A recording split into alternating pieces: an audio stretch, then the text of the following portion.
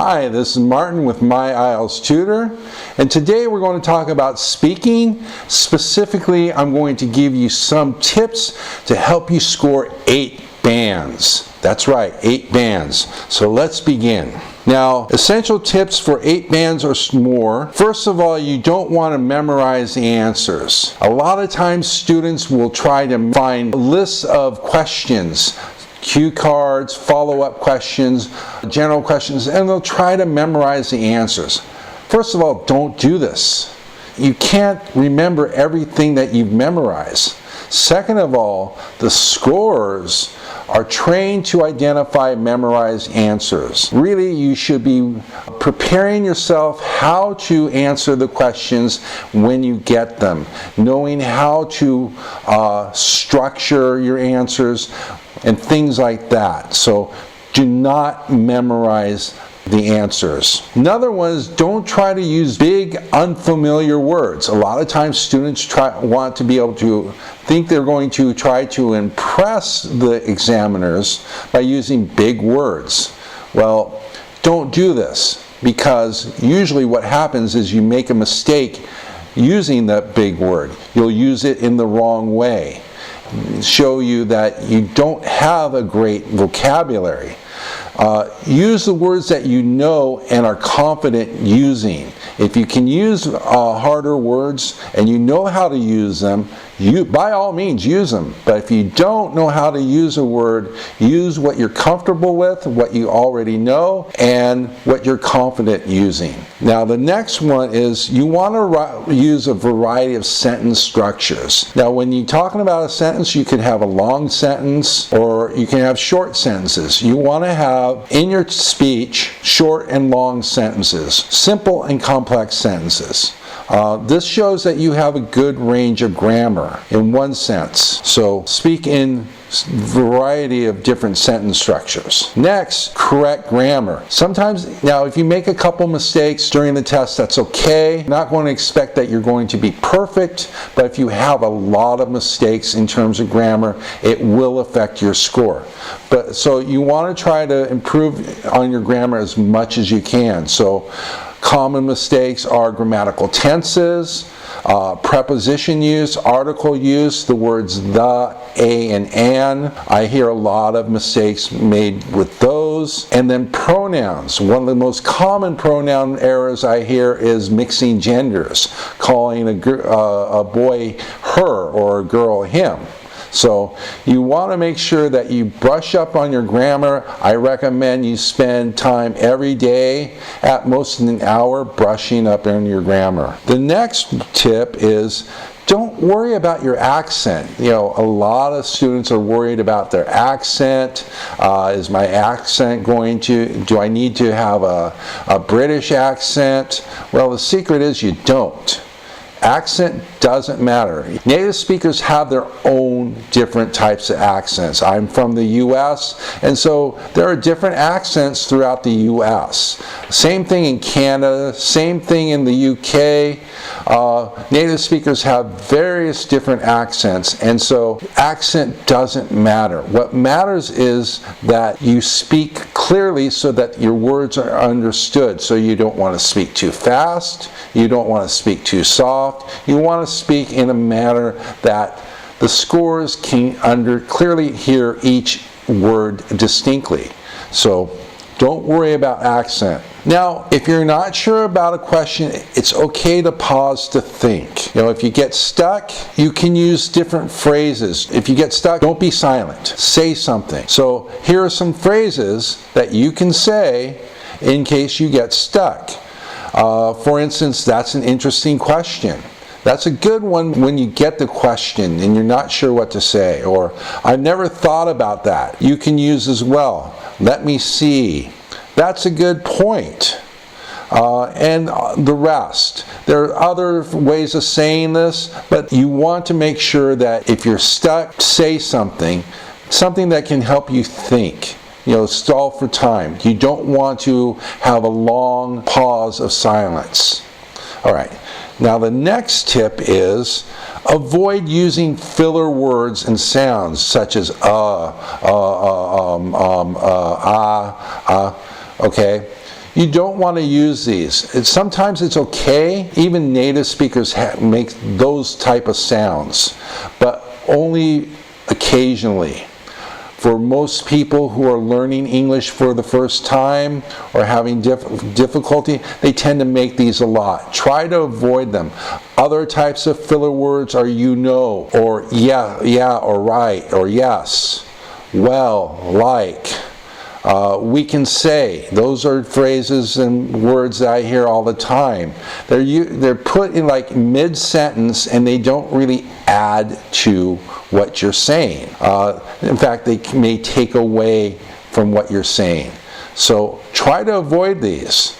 And if you slip, use the sentences that, previous slide that we talked about. Now, you want to avoid phrases that don't say anything. These are such as better way. What do you mean by better way? I don't understand what you mean by better way. It's a better way. You enjoyed a lot. Oh, okay, well, you enjoyed a lot, but how do you mean? I don't understand. Over there. Over where? I hear that one a lot. And then, etc. You don't want to use these phrases. First of all, for better way or enjoyed a lot, you want to explain how it's better. You want to explain how you enjoyed something and be descriptive. Over there, I hear that. That's almost like a filler phrase. You don't want to say over there. Once you have something already established, you don't need to say over there. And etc. There are many ways to say etc., such as among others and others, for example. That sounds so much better than just saying etc. after a list. And oftentimes I hear a person mention one item, one thing, and then say etc. That's just not right and that's not correct. So if you have a list of items, mention 2 or 3 and then you can say and among others, for example. Okay, now let's move on. Extend your answers. Okay, this is important. For general questions and follow-ups, you just don't want to have one sentence. Sometimes one sentence will do depending on the question, but you want to add a little bit more. For the general questions, you want to add a little bit more details, maybe a little bit more description or explanation. For the follow-ups, yes, you do. You do need to have some more details, some description or explanation, and a little bit of elaboration, as well as maybe an example to illustrate what you're talking about. So you want to be able to extend your answers. They should not be one sentence only. Okay. And next, you want to relax and smile. Okay, yes, it is a very important test for many people. You do need to take it seriously, but the thing is, if you relax and smile, it's going to help you feel more confident. When you smile, it's going to help you use the full range of your mouth, which is going to help you with pronunciation. And again, as I said, it's going to reinforce confidence. And this is important. And the more confident you're feeling, the less likely you're going to make mistakes. You're going to make fewer mistakes when you feel more confident. All right. Let's move on. One thing you should do is IELTS covers a number of different topics, especially in the general questions, but in the cue cards, for the follow-up questions will be based on the topic of the cue card, but they'll be focused on like a specific topic type of thing. So you have these different topics. These are common topics such as tourism, travel, education, transport, the environment, and so on.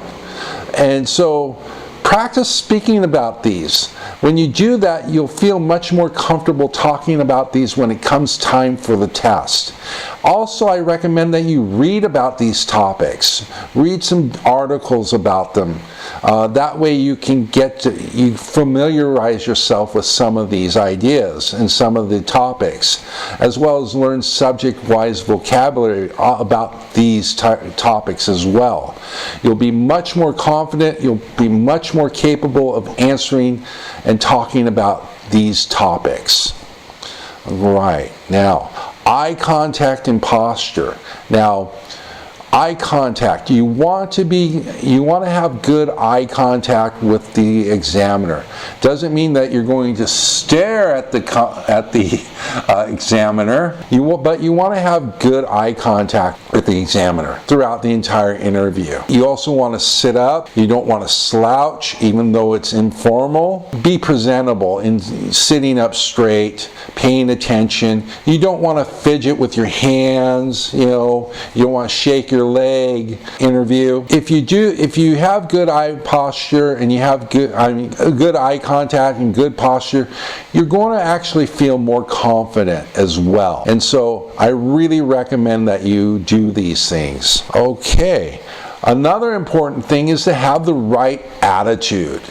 Now, a lot of times students go in there with the idea, okay, I'm going to try my best. Well, there's no try.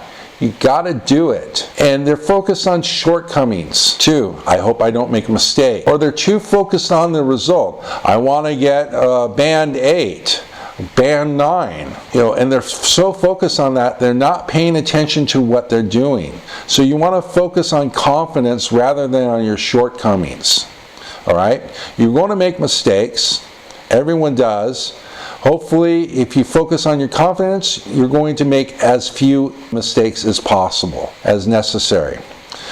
You also want to focus on each question. Focus on what you're doing. Focus on the question, and then move on to the next and focus on that one. Don't focus on the result. You will do much, much better if you do that. Finally, do your best no matter what. That's the attitude I want you to take here. That no matter what's going to happen, I'm going to do my best. You're going to do your best. And so that's the attitude you should have. And that's the attitude that's going to get you higher band scores. To recap, these are the 8 tips for 8-band speaking. These are the 13 tips for 8-band speaking, rather. So don't memorize the answers. Don't try to impress using big words. Use a variety of sentence structures. Use correct grammar. Focus on clear pronunciation. Pause to think and use appropriate phrases. Avoid filler phrases and words. Avoid phrases that don't say anything or don't add to what you're saying. Extend your answers, smile and relax, practice speaking common topics, have good eye contact and posture, and then finally have the right attitude. And so that's it for today. Join me in future lessons where I'll be talking more about IELTS speaking and offering you tips and advice for succeeding in IELTS and getting 8 band scores. If you have any questions about my IELTS tutor and the services we provide or want to know more about IELTS, please click on the link below. Thank you for joining me, and I'll see you next time.